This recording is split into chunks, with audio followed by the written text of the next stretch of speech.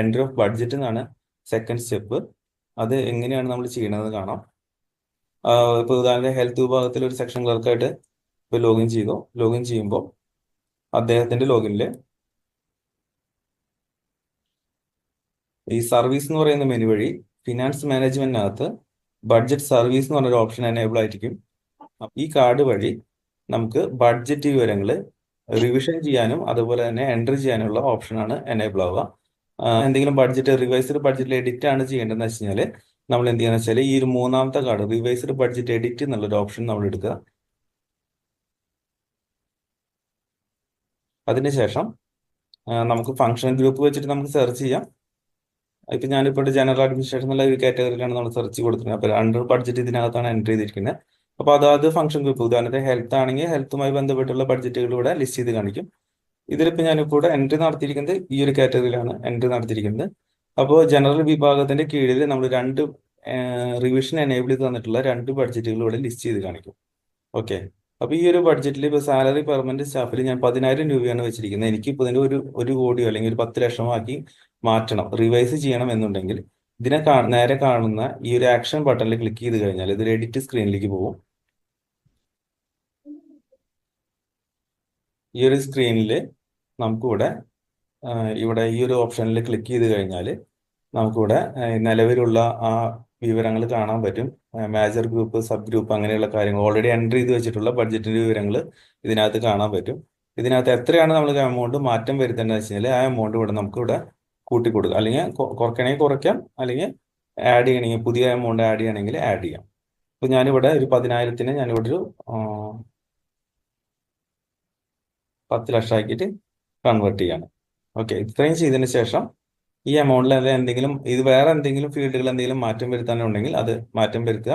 ഇവിടെ നമ്മൾ ശ്രദ്ധിക്കേണ്ടത് ഏത് കമ്മിറ്റിയാണ് ഈ ബഡ്ജറ്റ് പരിശോധിക്കേണ്ടത് ആ കമ്മിറ്റിയുടെ പേര് ഇവിടെ കൃത്യമായിട്ട് സെലക്ട് ചെയ്ത് കൊടുത്തിരിക്കണം. അതുപോലെ തന്നെ ബഡ്ജറ്റ് നെയിം, ഇത് ഉദ്ദേശിക്കുന്നത് നമ്മുടെ ഫയല് ബഡ്ജറ്റുമായി ലിങ്ക് ചെയ്യുമ്പോൾ കാണിക്കുന്ന ഡിസ്പ്ലേ ചെയ്യുന്ന ഒരു പേരാണ്. അപ്പൊ ഈ പേര് നമുക്കിവിടെ മനസ്സിലാവുന്ന രീതിയിൽ കൃത്യമായിട്ട് കൊടുത്തിരിക്കണം. ഇതിനെ തന്നെ മലയാളം ഇവിടെ കൃത്യമായിട്ട് കൊടുത്തിരിക്കണം. ഇത്രയുമാണ് ഈ ഒരു സ്ക്രീനിൽ ശ്രദ്ധിക്കേണ്ടത്. റിപ്പീറ്റ് ചെയ്യാം. എന്തെങ്കിലും നിലവിലുള്ള ബഡ്ജറ്റിൽ എന്തെങ്കിലും മാറ്റം വരുത്തേണ്ടതുണ്ടെങ്കിൽ സർവീസ് എന്ന് പറയുന്ന മെനു വഴി ഫിനാൻസ് മാനേജ്മെന്റിനകത്ത് ബഡ്ജറ്റ് സർവീസ് എന്ന് പറയുന്ന കാർഡ് കാണാം. ഈ കാർഡിനകത്ത് നമുക്ക് 3 ഓപ്ഷൻസ് ആണ് ഉണ്ടാവുക. അതിനകത്ത് റിവൈസ്ഡ് ബഡ്ജറ്റ് എന്നുള്ള എഡിറ്റ് എന്നുള്ള ഓപ്ഷൻ എടുത്തു കഴിഞ്ഞാൽ നിലവിൽ 24-25 ചെയ്തിട്ടുള്ള ബഡ്ജറ്റുകളുടെ ലിസ്റ്റ് ഇവിടെ നമുക്ക് ലഭിക്കും.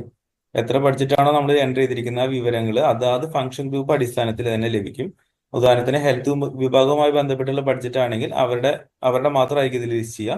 അക്കൗണ്ട്സ് വിഭാഗത്തിലാണെങ്കിൽ അക്കൗണ്ട്സ് വിഭാഗത്തിന് മാത്രമായിരിക്കും ലിസ്റ്റ് ചെയ്യുക. അങ്ങനെ വിഭാഗം അനുസരിച്ചിട്ട് തന്നെ അവിടെ നമുക്ക് ലിസ്റ്റ് ചെയ്ത് കാണിക്കും. അപ്പോൾ ഇതിനകത്ത് എന്താണ് മാറ്റം വരുത്തേണ്ടതെന്ന് വെച്ച് കഴിഞ്ഞാൽ ഇവിടെ ആ പർട്ടിക്കുലർ സാധനം സെലക്ട് ചെയ്തതിനു ശേഷം ആക്ഷൻ ബട്ടൺ ക്ലിക്ക് ചെയ്യാം. ആക്ഷൻ ബട്ടൺ ക്ലിക്ക് ചെയ്തിട്ട് ശേഷം എന്താണ് മാറ്റം വരുത്തേണ്ടത്, ഉദാഹരണത്തിന് എമൗണ്ട് ആണോ അല്ലെങ്കിൽ ഹെഡ് കോഡ് ആണോ അല്ലെങ്കിൽ ഫണ്ട് സോഴ്സ് ആണോ, ഇതിൽ എന്തും നമുക്ക് മാറ്റം വരുത്താം ഈ ബഡ്ജറ്റിനകത്ത്. അപ്പോൾ ഇത്തരം കാര്യങ്ങൾ നമുക്ക് എന്താണ് എഡിറ്റ് ചെയ്യേണ്ടതെന്ന് വെച്ചാൽ എന്താണെന്ന് വെച്ച് കഴിഞ്ഞാൽ അത് മാറ്റം വരുത്തിയതിനു ശേഷം എന്ത് ചെയ്യാം, ഇവിടെ സേവ് ചെയ്യാം. ഇത്രയുമാണ്. ഇവിടെ സേവ് ചെയ്യുമ്പോൾ ശ്രദ്ധിക്കേണ്ട കാര്യങ്ങൾ ഈ 3 കാര്യങ്ങൾ ഇമ്പോർട്ടൻ്റ് ആണ്. സ്റ്റാൻഡിംഗ് കമ്മിറ്റി, ഏത് സ്റ്റാൻഡിംഗ് കമ്മിറ്റിയാണ് ഈ ബഡ്ജറ്റ് എഡിറ്റ് ചെയ്ത വിവരങ്ങൾ പരിശോധിക്കേണ്ടത് ആ വിവരങ്ങൾ അവിടെ കൃത്യമായിട്ട് കൊടുക്കണം. ബഡ്ജറ്റ് നെയിം നമ്മൾ ഫയലുമായി ലിങ്ക് ചെയ്യുമ്പോൾ മനസ്സിലാവാൻ വേണ്ടിയിട്ടാണ്, അതായത് ഉദ്യോഗസ്ഥർക്ക് മനസ്സിലാവാൻ വേണ്ടിയിട്ടാണ് ഏത് ബഡ്ജറ്റ് ആണെന്നുള്ള കാറ്റഗറി ആ പേര് കൃത്യമായിട്ട് അവിടെ കൊടുത്തിരിക്കണം. ബഡ്ജറ്റ് നെയിം ഇൻ മലയാളം അതും കൃത്യമായിട്ട് കൊടുത്തിരിക്കണം. ഇത്രയും കൊടുത്ത വിവരങ്ങൾ കൃത്യമായിട്ട് കൊടുത്തതിന് ശേഷം എന്ത് ചെയ്യണം, സേവ് ചെയ്യണം. ഇത്രയുമാണ് വിവിധ സെക്ഷൻ വിഭാഗത്തിലെ ക്ലർക്കുമാർ ചെയ്യേണ്ട അവരുടെ ബഡ്ജറ്റുമായി ബന്ധപ്പെട്ട് വരുന്ന വർക്ക്. ഇനി ഏതെങ്കിലും വിഭാഗത്തിന് പുതിയൊരു ഇപ്പൊ നിലവിൽ 2024-25 ഉൾപ്പെടാത്ത എന്തെങ്കിലും വരവോ അല്ലെങ്കിൽ ചെലവോ ഉൾപ്പെടുത്തേണ്ടതുണ്ടെങ്കിൽ പുതിയ ബഡ്ജറ്റായിട്ടും നമ്മൾ റിവിഷൻ ബഡ്ജറ്റിലേക്ക് കൊണ്ടുവരാം. അതിന്റെ സ്ക്രീൻ കാണിക്കാം.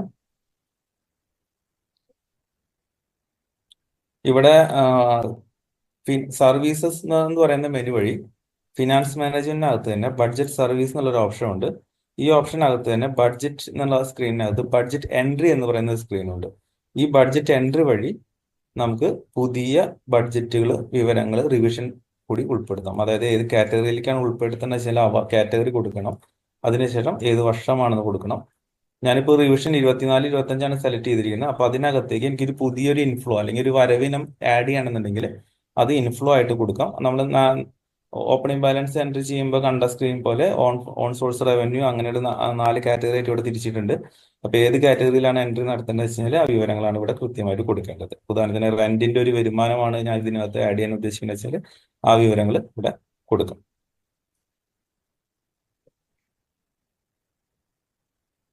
ഈ സ്ക്രീനിനെ കുറിച്ച് ഇനി എന്തെങ്കിലും പറയാനുണ്ടോ? കേൾക്കാം.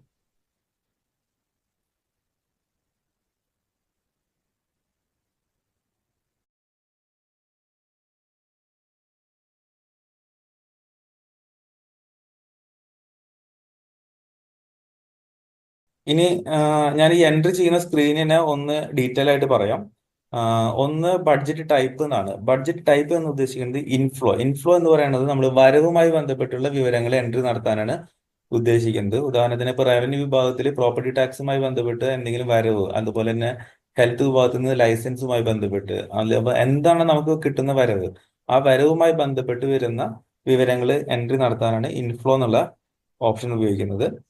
അതുപോലെ തന്നെ ഔട്ട്ഫ്ലോ എന്ന് പറയുന്നത് പേയ്മെന്റുമായി ബന്ധപ്പെട്ട്, അതായത് ചെലവുമായി ബന്ധപ്പെട്ട് വരുന്ന വിവരങ്ങൾ. ഉദാഹരണത്തിന് സാലറിയുമായി ബന്ധപ്പെട്ടുള്ള ഒരു എക്സ്പെൻസ് അഡീഷണൽ നമുക്ക് ആവശ്യമുണ്ടെങ്കിൽ നമ്മൾ ഈ പറയുന്ന ഈ 5 കാറ്റഗറിയിൽ ഏത് കാറ്റഗറിയാണ്, അപ്പോൾ നമ്മൾ അഡ്മിനിസ്ട്രേറ്റീവ് ആൻഡ് എസ്റ്റാബ്ലിഷ്മെന്റ് എക്സ്പെൻസ് എടുക്കുന്നു.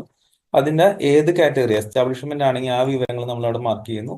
എന്ത് ഫണ്ടാണ് നമ്മൾ ഇതിനകത്ത് ബഡ്ജറ്റിൽ പ്രൊവിഷൻ ഇടുന്നത് ആ ഫണ്ട്, ഉദാഹരണത്തിന് ഓൺ ഫണ്ട് ആണെങ്കിൽ ഓൺ ഫണ്ട് എന്നുള്ള ഓപ്ഷൻ കൊടുക്കുന്നു. അതിനുശേഷം ഏത് ഹെഡിലേക്കാണ് നമ്മൾ പൈസ ആവശ്യമുള്ളത്, ഉദാഹരണത്തിന് വേജസ് ആണെങ്കിൽ വേജസ്, അല്ലെങ്കിൽ ഏത് കാറ്റഗറിയിലേക്കാണെങ്കിലും നമുക്ക് ബഡ്ജറ്റിൽ പ്രൊവിഷൻ വെക്കാം. അതിനുശേഷം ഇവിടെ ആഡ് കൊടുക്കുക.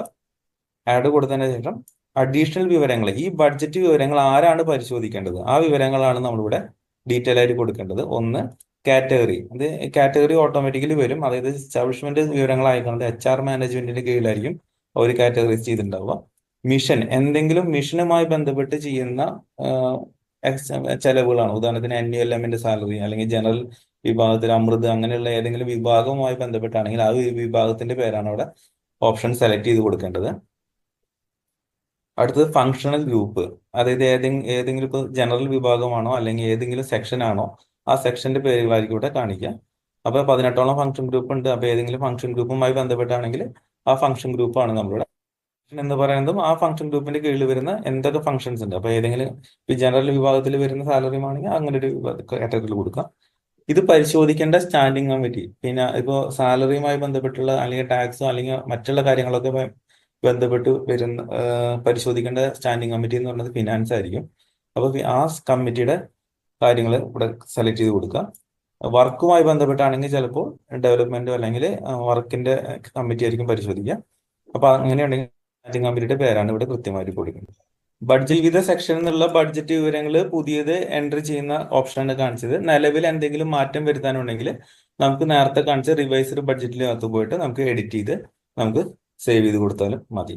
ഇത്രയുമാണ് നമ്മൾ വിവിധ സെക്ഷനിൽ നിന്ന് ചെയ്യേണ്ട കാര്യങ്ങൾ. അതായത് അവരവർക്ക് വേണ്ട ബഡ്ജറ്റ് വിവരങ്ങൾ എന്തെങ്കിലും പുതിയ ബഡ്ജറ്റ് പ്രൊവിഷനാണ് ആവശ്യമുള്ളതെന്ന് വെച്ച് കഴിഞ്ഞാൽ അത് എൻട്രി ചെയ്യുകയും നിലവിൽ എന്തെങ്കിലും മാറ്റം വരുത്തേണ്ടതാണെന്ന് വെച്ച് കഴിഞ്ഞാൽ അത് മാറ്റം വരുത്തേണ്ട ഓപ്ഷനാണ് രണ്ടാമത്തെ ഓപ്ഷനിൽ നമ്മൾ കാണിച്ചു തന്നത്. റിവൈസ്ഡ് ബഡ്ജറ്റ് എഡിറ്റും പുതിയ ബഡ്ജറ്റ് എൻട്രി ചെയ്യുന്നതിന് ബഡ്ജറ്റ് എൻട്രി എന്നുള്ള ഓപ്ഷനാണ് കാണിച്ചിരുന്നത്.